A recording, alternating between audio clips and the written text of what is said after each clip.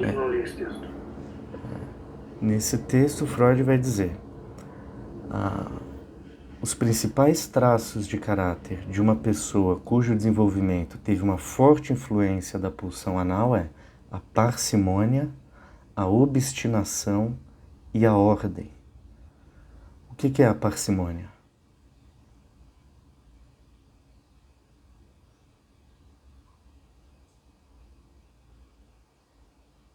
Parcimônia é uma ponderação, né? Você Sim. olhar e agir com moderação, com ponderação, pensando muitas vezes antes de agir. Pedro, você tinha falado em 4 características, aí você falou parcimônia, obstinação e ordem. Tem mais alguma ou eram 3 características mesmo? Eram três, mas tem mais do que três. Mas eu vou abordar essas outras, mas Freud ele destaca essas três, né? Que Acho são que parcimônia. encontradas praticamente em 100% das pessoas que apresentam esse caráter, né? Pode falar, Marcos. Acho que parcimônia tem a ver com poupar, economia, fazer Isso, economia. isso.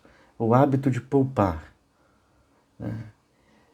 que no seu extremo se torna avareza, né? Então, pessoas que retêm o dinheiro. Aqui, retém as fezes, né? A obstinação. Obstinação é o apego excessivo às próprias ideias.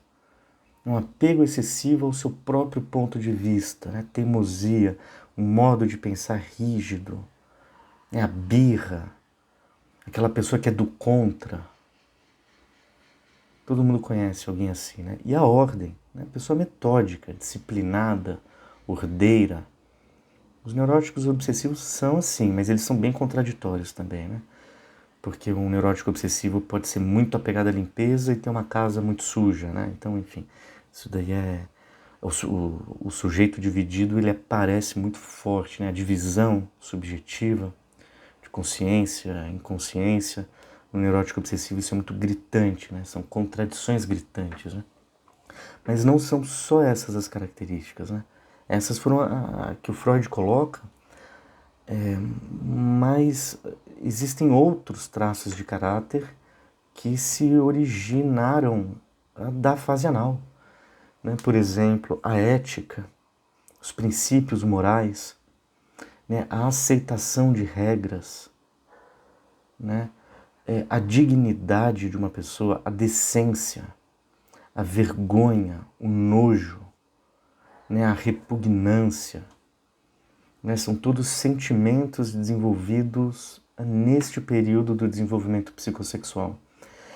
E Freud vai dizer, todas essas características, elas são, em parte, formações reativas, né? Ou seja, uma ideia, um sentimento, um afeto inconsciente, ele aparece na consciência na forma inversa, né? E, em parte, são sublimações. Qual que é o período do desenvolvimento psicossexual que as sublimações mais ocorrem, né? Ocorrem na latência, né? Essa libido ela é defletida para a cultura, para o processo de aprendizagem, para o desenvolvimento das estruturas cognitivas e tudo mais. Mas são sublimações contra as atividades erótico-anais. Uma pessoa, né, que... Eu coloquei aqui, por exemplo, nojo, repugnância, decência. Uma pessoa muito moralista, no inconsciente dela tem devassidão, né? Então, assim, Freud ele vai percebendo que esses traços eles constituem quase que como um padrão, né, as características de uma personalidade em que essa fase do desenvolvimento ou houve um excesso de gratificação ou uma ausência de gratificação, uma falta, né? Um excesso ou uma falta. As fixações em determinados períodos do nosso desenvolvimento, eles ocorrem em função disso, né? Então, assim, a pessoa utilizou uma madeira até os 10, 15 anos. Eu já escutei isso. Fixação, muita gratificação, mas também, se foi desmamado muito cedo, vai ter uma fixação também na fase oral. Então, Mas o que Freud vai dizer é que esses traços de caráter aí, aceitação de regras, uma pessoa moralista, muito ordeira, parcimoniosa demais, avarenta, o que ele vai colocar é que são tendências que se manifestam de uma forma mais intensa nesse tipo de caráter, né? Mas o que isso tem a ver com dinheiro, né? A gente vai chegar lá para a gente entender, quando a gente conversar com o paciente sobre essa questão, para a gente poder inferir alguma coisa do inconsciente dele, né? Pessoal, o processo dos hábitos higiênicos na infância possui um valor muito grande no desenvolvimento do ego com relação aos seus impulsos instintivos. A aprendizagem do treinamento do toalete, do desfraude, representa a primeira situação em que a criança ela pode aprender, né, ou não, né, a postergar ou renunciar uma satisfação instintiva. E ela vai postergar ou renunciar a uma satisfação instintiva por consideração às pessoas que o rodeiam. Então, é o primeiro conflito vivenciado pela criança entre os seus instintos e as exigências sociais, né? Não pode. Vai ter que aprender a usar o toalete, vai ter que aprender a se limpar sozinho, não vai poder fazer em qualquer lugar, não vai, acabou. É uma castração, a lógica da castração, ela também é aplicada à lógica anal, né? Mas nessa ocasião que a criança ela percebe que ao adquirir, que a fase anal ela é caracterizada pelo desenvolvimento psicomotor, né? A gente teria que puxar Piaget aí, mas quando a criança ela percebe que ela tem controle sobre o próprio corpo, olha que interessante isso, ela também ganha poder de controle sobre o corpo do outro. Ela se dá conta que com essa nova aquisição corporal, ela pode obter o controle não só do seu esfíncter, mas também sobre o ambiente à sua volta. Então, aquele adulto que antes era onipotente mediante a criança, né, eu decido tudo por você, esse adulto entra numa situação, o jogo se inverte. O adulto ele entra em uma certa situação de dependência até certo ponto da vontade da criança. Olha que interessante isso, né? Porque a mãe chega e diz, olha, se arruma, um exemplo, né? Se troca, vai no banheiro que nós vamos almoçar na casa da sua tia. A criança que por sua vez não gostou nada dessa ideia, né, de almoçar na casa daquela tia chata, ela se nega a ir ao toalete, né? Então, olha, o que acontece? A criança se nega a ir ao toalete, a mãe coloca a criança no carro, no meio do caminho a criança faz suas necessidades, obrigando os adultos a voltarem para casa e trocar a roupa dela. Então, olha como que a criança ela começa a ter esse primeiro insight de que ela pode dominar, controlar os outros através da sua atividade erótico-anal. Então, assim, durante a fase anal, as fezes é a única coisa que a criança tem a princípio para negociar com o outro. No ato de defecar, ela barganha com a mãe. Ela negocia o afeto dela, ela exprime suas vontades através da retenção ou evacuação. O adulto negocia com dinheiro. A criança negocia com as fezes. Então é uma forma primitiva de gerar trocas, de fazer intercâmbios com os outros. E é curioso que ao longo do desenvolvimento essas trocas elas vão sendo substituídas e reguladas pelo dinheiro. Então, conforme a fase anal declina, a criança ela começa a apresentar um certo interesse por dinheiro. Juntar no cofrinho, passa a pedir moedinha para todo mundo. Ela começa a ter interesse em colecionar objetos. É isso que está em jogo, né? Se vocês, é isso que Freud ele ele tenta clarificar nesse texto as transformações do instinto do erotismo anal. Acho que é esse o nome, depois eu vou verificar.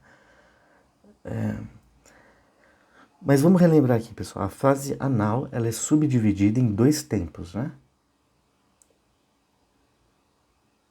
Nós já estamos nos aproximando ali dessas correlações entre dinheiro e troca, né, para quando isso surge na clínica, a gente ter algum arcabouço teórico para entender o que subjaz ali no registro inconsciente do paciente. Mas a fase anal ela é subdividida em 2, né? Quais são as 2 fases? Os 2 tempos da fase anal, vocês sabem? Intenção e expulsão? Isso aí, Felipe. A fase primeira é a fase retentiva. E depois vem a fase expulsiva. Na fase retentiva, por volta dos 2 anos, como que a criança considera as próprias fezes dela? Como algo valioso, né? É nessa fase que a criança oferece suas fezes, né, a um adulto amado. Não raro ela utiliza as fezes para pintar paredes e etc. Né? É a primeira produção da criança, né? A primeira obra dela. A primeira obra dela é uma bosta, literalmente. Né? E ela retém esse material fecal não somente por considerá-lo valioso, né, mas especialmente para obter uma experiência de prazer no ato de reter as próprias fezes. A retenção das fezes provoca uma estimulação da mucosa intestinal que causa uma mescla de sensações. Sensações erógenas de prazer, de dor. Né? Então, sabe aquele adulto, aquela frase, eu deixo o melhor para o final? Essa é uma fase anal isso aí, né? Então assim, aquela criança na fase anal também, ela pode pegar uma comida, eu já escutei isso de paciente, né? Um ovo, por exemplo. Ela pode comer toda a clara do ovo e deixar a gema para o final, o melhor para o final, né? Isso também é um paradigma anal, né? Mas assim, também nessa fase retentiva, entra em jogo uma fantasia muito comum, que são as fantasias de despedaçamento. Já ouviram falar disso? Né? O cocô é um objeto que se descola do corpo. Né? Ele se separa, ele se destaca do corpo. E isso é vivenciado pela criança como uma decapitação, uma castração. Então ela tem medo de perder uma parte do próprio corpo, né? É a fase que a criança dá tchau pro cocô. O que ela está fazendo ao dar tchau pro cocô com o adulto antes de dar a descarga? Ela está justamente elaborando essa fantasia de despedaçamento. Um pouco mais tarde, na fase expulsiva, né, retentiva e expulsiva, na fase expulsiva tudo muda. Né? A criança ela começa a considerar as fezes como algo sujo, como algo impuro, como algo tóxico, né? Que, portanto, algo que precisa ser evitado, expelido. Né? Então, nessa fase é que surgem as fantasias sádicas, pessoal, em que acompanham esse ato de defecar. Sujar, agredir a alteridade, né? Estou cagando para você. Olha aí, o que está no inconsciente, né? Também a gente escuta às vezes fazer dinheiro. Eu preciso fazer dinheiro.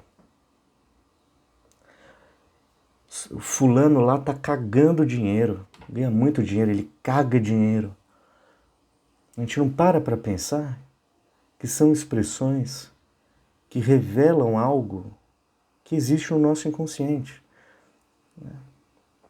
E essa equalização de dinheiro e fezes, ela não existe somente porque são objetos intercambiáveis, né? mas também porque são objetos altamente contrastantes. No inconsciente não existe o contraditório, não é?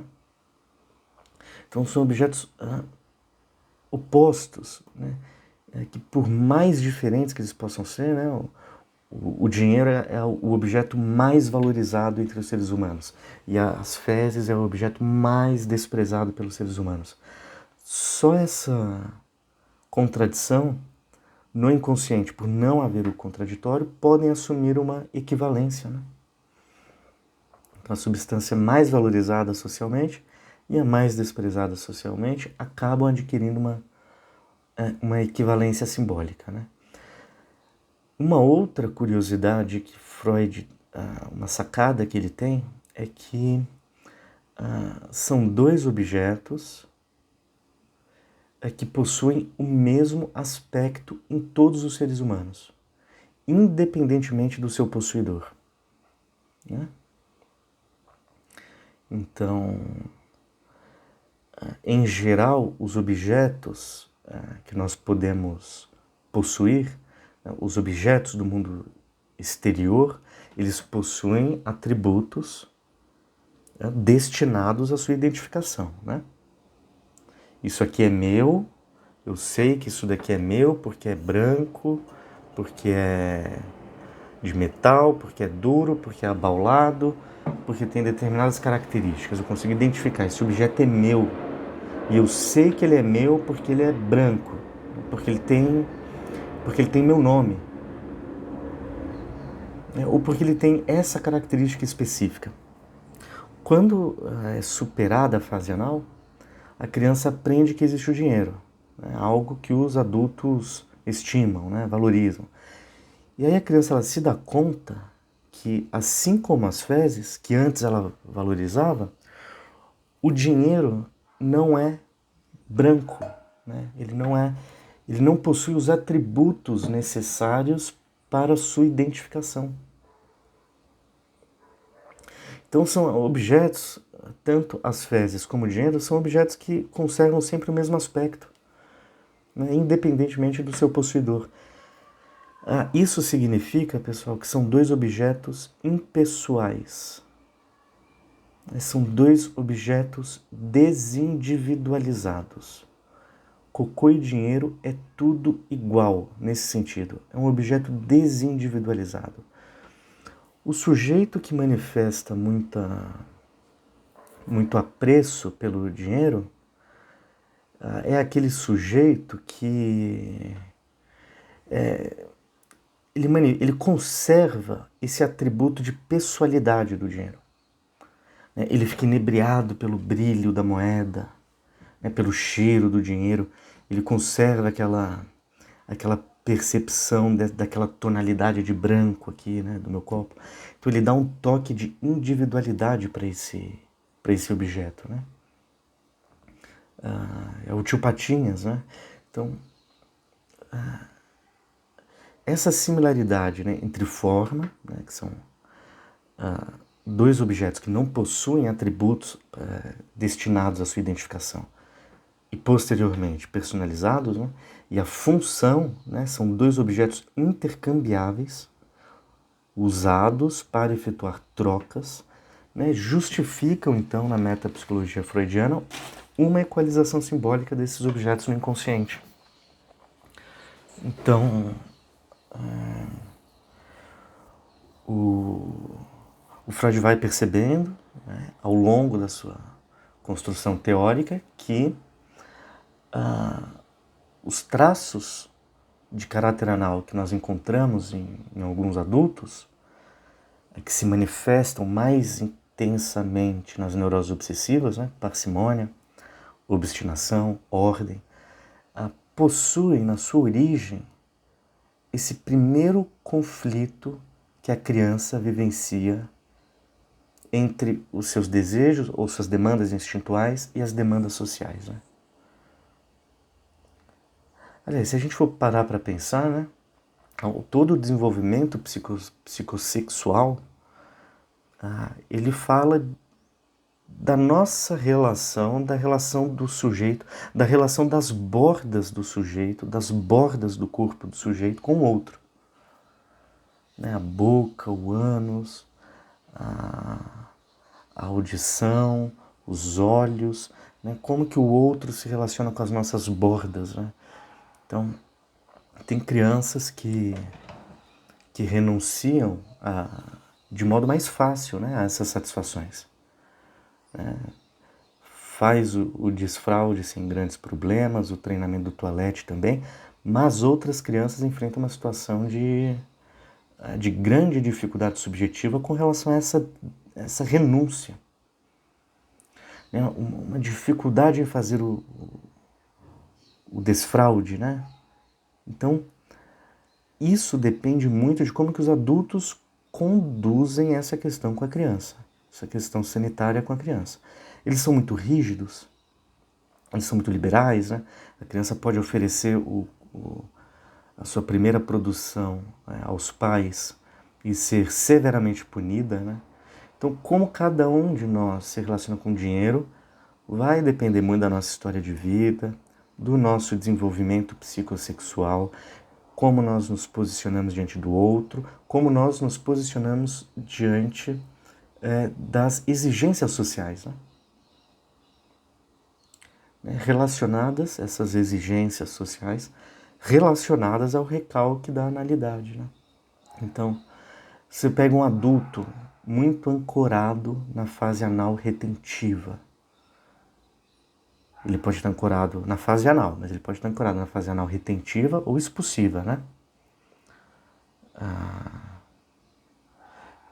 O neurótico obsessivo, pessoal, é aquele que ele atravessou pela castração, né? Passou por todo o desenvolvimento, mas quando ele se depara com o complexo de castração, ele não sustenta aquilo. Ele não dá conta daquilo. Ao não sustentar, ao não dar conta daquilo, o que ele faz? Ele faz uma regressão, mas ele não regride para qualquer fase, ele regride para a fase anal expulsiva.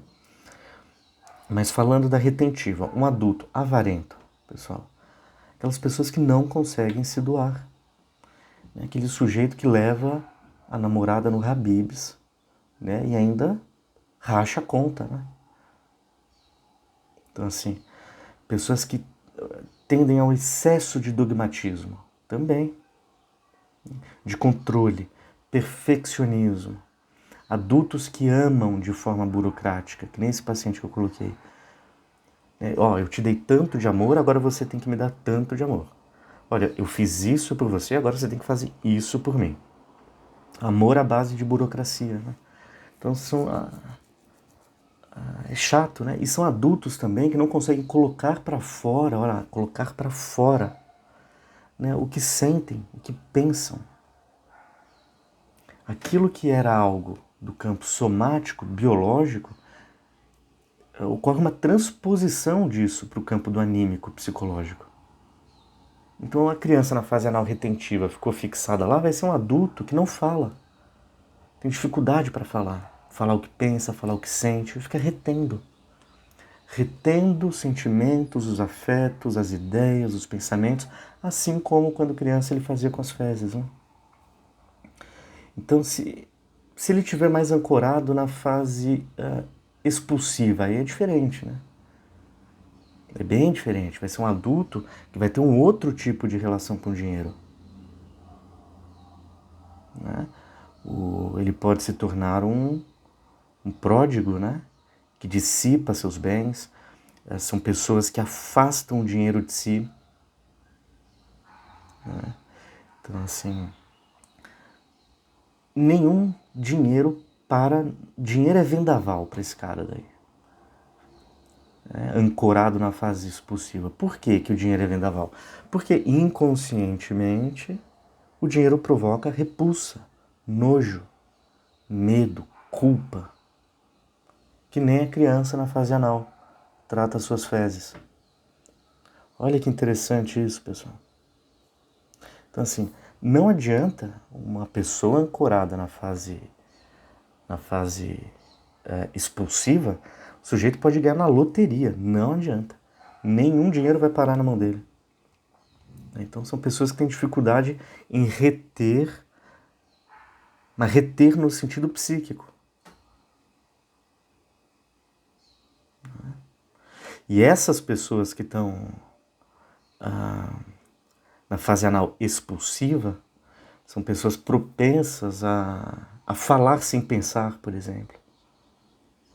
É inconveniente. Sofre de explosões emocionais, ataques de raiva, né? Impulsivos. E todo impulsivo é um arrependido, né? Xingar o outro. Xingar, tem algo mais anal do que xingar o outro? Né? Eu vou sujar sua imagem. Olha isso. É um ataque anal, né? Eu vou acabar com sua reputação. Né? Aquelas falas obscenas, tem um nome na psiquiatria para isso. Não sei o que, Lalia Oi? Mas síndrome de Tourette? Não, na síndrome de Tourette tem... Coprolalia? É isso, Marcos. Coprolalia. E tem a ver com merda, né? Tem a ver com merda. Lalia. O boca suja. Fala merda. O boca suja, né? Então, pessoal, acho que a metapsicologia freudiana, ela transita por esse caminho, né? Vocês já tiveram aula de desenvolvimento psicossexual, né? Então, vocês devem ter visto também essa questão da fase anal. O que eu estou fazendo aqui é uma articulação com a questão do dinheiro, né? Oi, Juan, Fábio. Por favor. Eu acho que a Fernanda está na frente, pessoal. O Zoom abaixou a minha mão sem eu mandar. Ô Pedro, duas coisas aqui. Você tinha dito que a fixação, ela acontece se a gente faz fora.